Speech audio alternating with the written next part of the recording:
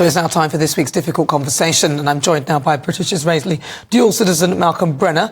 Malcom was in Israel, in Tel Aviv. He managed to get back to the UK on Thursday evening. He still has friends and family members who are in Israel, including his daughter and granddaughter. Even though he's now in the safety of the UK for work, Malcom was in Tel Aviv when Hamas launched its deadly terror attack on Israel.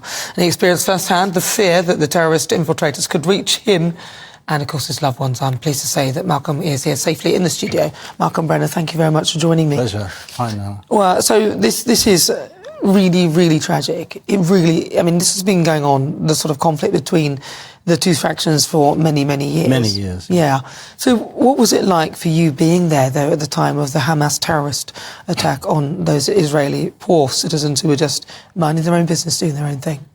What was it like? I was woken up with sirens, asking people to go straight into bomb shelters or safe houses, etc., and then switched on the news and could not believe the brutality that was going on by Hamas in the south, killing brutally, beastily, murdering people in their homes, in their rooms, taking hostages, murdering. It was just horrendous. And the more you watched it, the more you thought, oh my God, this can't possibly be happening today.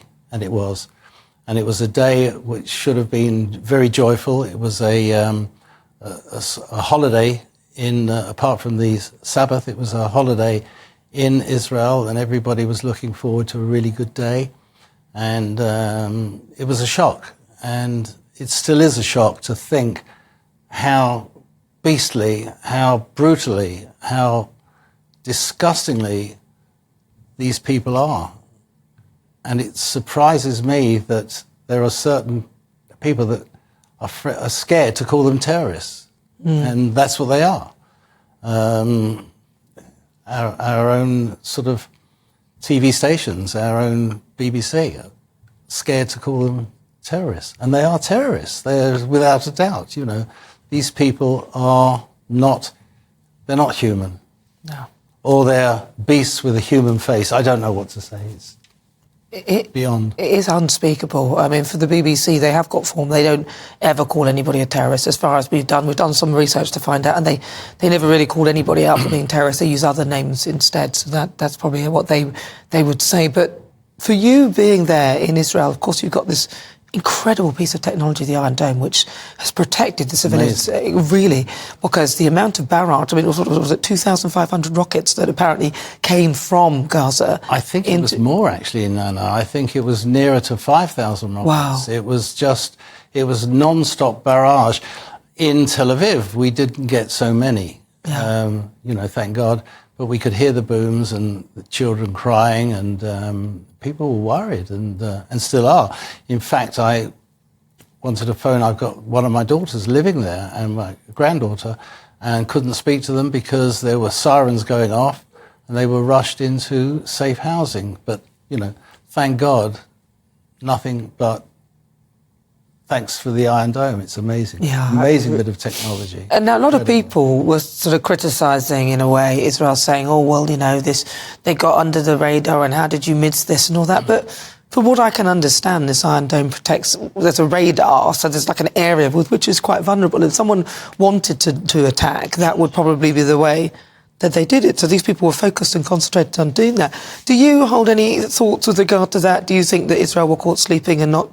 What is your view on I think they were definitely caught sleeping, without doubt. There is absolutely no way that I can possibly believe that this could happen, particularly following the Yom Kippur War, when Israel was taken by surprise. But here, for the southern border to be breached like that, and for people to be murdered and then dragged away, hostages taken, young kids, babies, grandparents, who were then put into cages in Gaza. What is the point? Why? Why? Because you're not dealing with normal humanity. You're dealing with Hamas. people feel that you can talk to these people or have some sort of dialogue and try and deal with them in that way. Do you feel that there is a way that the people and Hamas could talk and negotiate peace, or do you feel that these people are not really of that mindset? Hamas, in their whole theory is that there should be no Israel and there should be no Jews. They call for the killing of Jews. This was a destruction. This was see a Jew, kill a Jew. And you can't, how can you speak, how can you have conversation? There is only one thing that could do and must be done to Hamas, and that is to destroy it totally. But in doing that, so you could risk, harming a lot of the Palestinians who are not part of this. But how do you decipher who is Hamas and who is? They know who Hamas is. Yeah, so they do know who, and Hamas have over the years, and it's documented, well documented, that they hide behind the population. Yeah. They have their bases behind hospitals, schools, etc. Basically, they're a bunch of bullies, cowards. I would say, I was thinking about this, actually flying back to London on Thursday, and I just thought, Hamas is like the marriage of Nazis with ISIS, the worst of the worst. There is no compassion, there is no reason, there's no rationale. Hamas has probably got more money than any other terrorist organization throughout the world. They could have turned Gaza into a palace. It could be beautiful. They've got beaches. They could have everything, but they don't. They spend their money, and a lot of it. Listen, their leaders live comfortably in Qatar. Yeah, they don't come in anywhere near the conflict. Absolutely not. They won't go in, Absolutely not. And these people have got to be crushed. And it's tragic. It's awful that innocent people will die. They will. But until you crush them, you've got to cut the head off. But isn't it like a Medusa that like you cut the head off, but lots of other heads appear? So what you end up leaving is a vacuum. We saw that with Libya. We've seen that with a lot of the places where we've tried to go in, or where the world has stepped in to think that they can stop something, and in the end, it's made it worse. Well, I'll just quote Britain. We bombed Dresden in the war because it was a necessity, because we had to stop it. The Americans dropped 2 atom bombs on Japan. Thousands and thousands of people were tragically killed, but it stopped the war, and it cut off, maybe it cut off the final head of Medusa. Who knows? I don't know. Obviously, we're not advocating any of that, because it's a frightening thought that this could perpetuate and go on.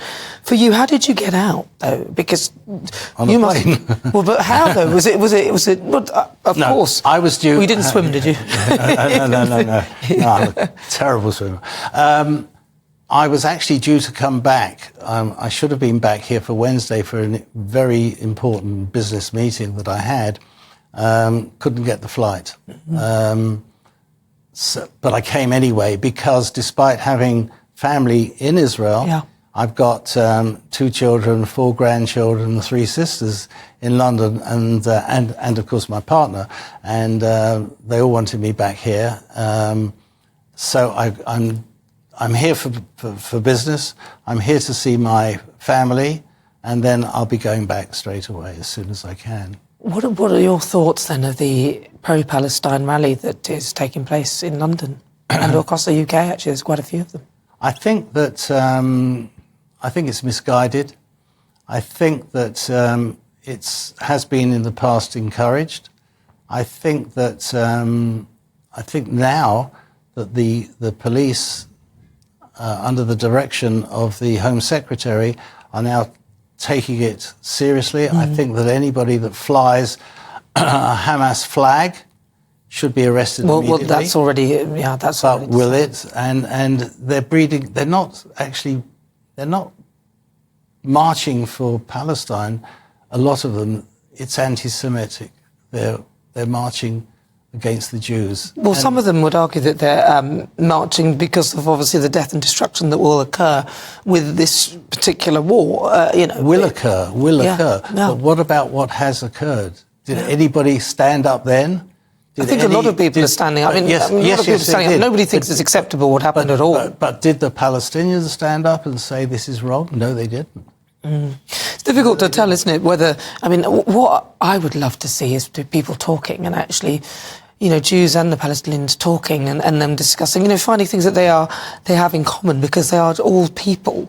Because Hamas is not really... They're not the Palestinian people. This is a sect of people who are in Palestine. None of they do. I mean, I live now in Tel Aviv, and I have a vast group of friends, Jewish, Christian, Arabs. I sit down and I dine with Palestinians, with Arab Israelis.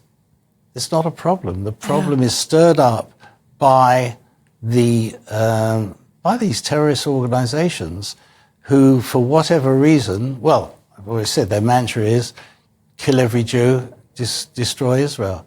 It ain't going to happen. It ain't going to happen. Jews ain't going anywhere now. I mean, we've had it over the years and we're still here from day one. The Nazis tried, the Romans tried, the Ottomans tried, but it won't happen. And to sit down and talk, everybody is willing to sit down and talk. No, everybody. But you can't talk with people that just say you shouldn't exist. So we can only hope. We can only hope and pray that this is absolutely done quickly, but short. What's happening now is tragic, and I can't tell you how awful I feel about it. Children to me are the most important things, and it's tragic. Malcom, it's really good to talk to you. I appreciate you coming in. Thank you very much. No, thank you. Lovely meeting you. You too.